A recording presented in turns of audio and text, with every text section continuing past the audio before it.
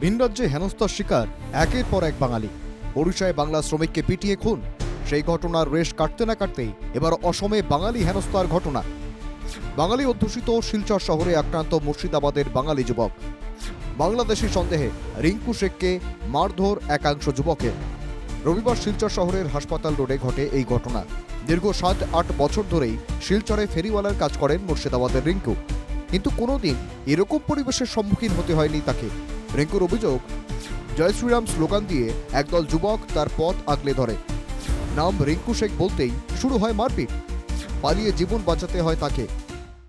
Civil hospital traffic পয়েন্টের ওখানে প্রথমে আমাকে দুজন দাঁড়াতে বলে নাকি ওই বাংলাদেশি পেয়ে নিয়েছি, এই দাঁড়া, বাড়ি কোথায়, এরকম কথা বলতে বলতেই আমাকে মারধর শুরু করে।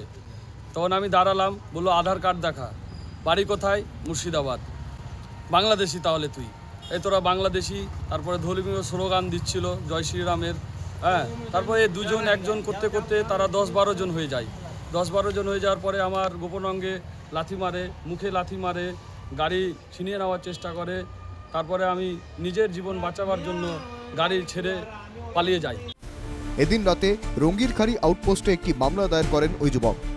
তবে এখনো পর্যন্ত কারো গ্রেপ্তারির কোনো খবর নেই। এই ঘটনায় উদ্বেগ প্রকাশ করেছেন শিলচরের স্থানীয় বাসিন্দারা।